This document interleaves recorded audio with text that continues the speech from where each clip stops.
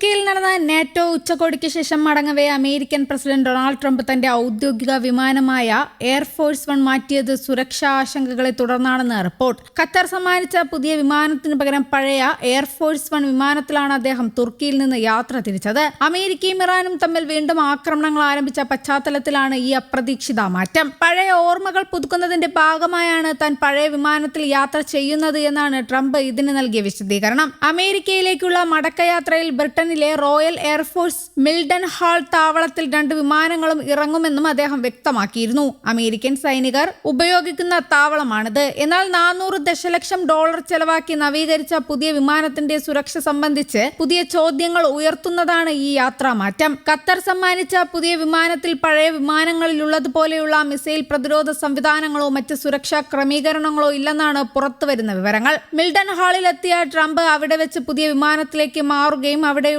സൈനികരുമായി സംവദിച്ച ശേഷം വാഷിംഗ്ടണിന് പുറത്തുള്ള joint base ആൻഡ്രൂസിലേക്ക് യാത്ര തിരിക്കുകയും ചെയ്തു. സൈനികരുടെ അഭ്യർത്ഥന മാനിച്ചാണ് പുതിയ എയർഫോഴ്സ് 1 വിമാനം നേരത്തെ മിൽഡൻ ഹാളിലേക്ക് അയച്ചതെന്നും വിമാനം കണ്ട സൈനികർ വലിയ ആവേശത്തിലായിരുന്നുവെന്നും അദ്ദേഹം സമൂഹ മാധ്യമങ്ങളിലൂടെ അറിയിച്ചു. തുർക്കിയിൽ നിന്നുള്ള മടക്കയാത്രയിൽ യാതൊരു വ്യതിയാനവും വരുത്താതെയാണ് മിൽഡൻ ഹാളിൽ ഇറങ്ങിയതെന്നും അദ്ദേഹം കൂട്ടിച്ചേർത്തു. യാത്രാമധ്യേ മാധ്യമ പ്രവർത്തകരോട് സംസാരിച്ച ട്രംപ് ഇറാനുമായി ബന്ധപ്പെട്ട സുരക്ഷാ പ്രശ്നങ്ങളല്ല വിമാനം മാറ്റാൻ കാരണമെന്ന് വ്യക്തമാക്കി. എയർഫോഴ്സ് 1 നേരെ ഇറാന്റെ ഭാഗത്തു നിന്ന് എന്തെങ്കിലും ഭീഷണിയുണ്ടോ എന്ന ചോദ്യത്തിൽ നിന്ന് അദ്ദേഹം ഒഴിഞ്ഞുമാറി. തനിക്ക് എപ്പോഴും ഭീഷണിയുണ്ടെന്നും അവരുടെ ഹിറ്റ് ലിസ്റ്റിൽ താനാണ് ഒന്നാമതുള്ളതെന്നും അദ്ദേഹം പറഞ്ഞു. തുർക്കിയിൽ നിന്ന് ബ്രിട്ടനിലേക്കുള്ള യാത്രയിൽ പഴയ വിമാനത്തിന്റെ ജനാലകൾ അടച്ചിടാൻ ആവശ്യപ്പെട്ടത് എന്തുകൊണ്ടാണെന്ന ചോദ്യത്തിന് അവിടെയുള്ള ചില മോശം ആളുകൾ കാരണമെന്നായിരുന്നു ഇറാനെ പരോക്ഷമായി സൂചിപ്പിച്ചുകൊണ്ട് ട്രംപ് നൽകിയ മറുപടി. എന്നാൽ തന്റെ ക്യാബിനിലെ ജനാലകൾ അടയ്ക്കാൻ ആരും ആവശ്യപ്പെട്ടിരുന്നില്ലെന്നും അദ്ദേഹം വ്യക്തമാക്കി. തുർക്കിയും ഇറാനും അതിർത്തി പങ്കിടുന്ന രാജ്യങ്ങളാണ്.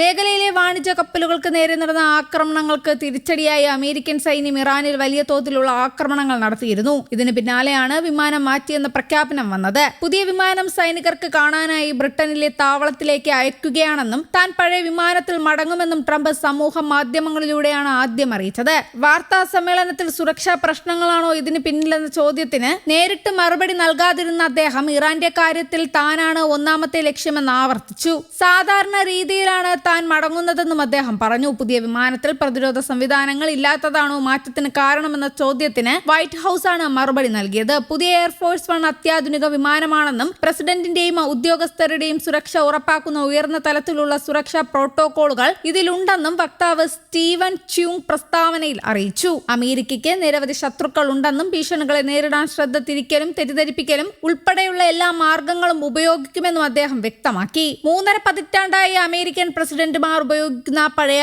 ബോയിങ് VC-25A വിമാനങ്ങളിലൊന്നിലാണ് ട്രംപ് തുർക്കിയിൽ നിന്ന് മടങ്ങിയത്. യാത്രയുടെ തുടക്കത്തിൽ വിമാനത്തിന്റെ ട്രാൻസ്പോണ്ടർ ഓഫാക്കിയിരുന്നു. സംഘർഷ മേഖലകൾ പോലുള്ള അതീവ സുരക്ഷാ പ്രശ്നങ്ങളുള്ള സ്ഥലങ്ങളിലേക്കുള്ള യാത്രകളിൽ സ്വീകരിക്കുന്ന മുൻകരുതലാണിത്. എന്നാൽ ജർമ്മനി, ബ്രിട്ടൻ തുടങ്ങിയ മറ്റ് ലോക നേതാക്കളുടെ വിമാനങ്ങൾ ട്രാൻസ്പോണ്ടർ ഓണാക്കി തന്നെയാണ് യാത്ര ചെയ്തത്. ഖത്തർ നൽകിയ വിമാനം വേഗത്തിൽ ഉപയോഗസജ്ജമാക്കുന്നതിനായി ചില പ്രധാന മാറ്റങ്ങൾ ഒഴിവാക്കേണ്ടി വന്നതായി അമേരിക്കൻ വ്യോമസേന നേരത്തെ വ്യക്തമാക്കിയിരുന്നു. സുരക്ഷയിലോ ആശയവിനിമയ സംവിധാനങ്ങളിലോ വിട്ടുവീഴ്ച ചെയ്തിട്ടില്ലെങ്കിലും സങ്കീർണമായ ചില എഞ്ചിനീയറിംഗ് മാറ്റങ്ങൾ ഒഴിവാക്കിയാണ് വിമാനം തയ്യാറാക്കിയത്. പ്രതിരോധ സംവിധാനങ്ങളുടെ അഭാവവും ആശയവിനിമയ ആന്റിനകളുടെ കുറവും കാരണം ഈ വിമാനം ആഭ്യന്തര യാത്രകൾക്കാണ് കൂടുതൽ അനുയോജ്യമെന്ന് വ്യോമയാന വിദഗ്ധനായ ജെർമിയ ഗെർട്ട്ലർ അഭിപ്രായപ്പെട്ടിരുന്നു. കഴിഞ്ഞയാഴ്ച നോർത്ത് ഡക്കോട്ടയിലേക്കായിരുന്നു ഈ വിമാനത്തിൽ ട്രംപിന്റെ ആദ്യ യാത്ര. ശീതയുദ്ധകാലത്ത് നിർമ്മിച്ച പഴയ എയർഫോഴ്സ് 1 വിമാനങ്ങൾ ആണവ ആക്രമണങ്ങളെ വരെ അതിജീവിക്കാൻ ശേഷിയുള്ളവയാണ്. മിസൈൽ പ്രതിരോധ സംവിധാനങ്ങളും ശസ്ത്രക്രിയ നടത്താൻ സൗകര്യമുള്ള ഓപ്പറേഷൻ തിയേറ്ററും ഇതിലുണ്ട്. യാത്രക്കിടെ ഇന്ധനം നിറയ്ക്കാനുള്ള സംവിധാനവും ഈ വിമാനങ്ങളിലുണ്ട്. എയർഫോഴ്സ് 1 പകരമായി തയ്യാറാക്കുന്ന പുതിയ ബോയിങ് വിമാനങ്ങളുടെ നിർമ്മാണം വൈകുകയാണെന്നും 2028 മാത്രമേ ഇവ കൈമാറുകയുള്ളൂവെന്നും അധികൃതർ അറിയിച്ചു. News desk, Kerala Kaumudi.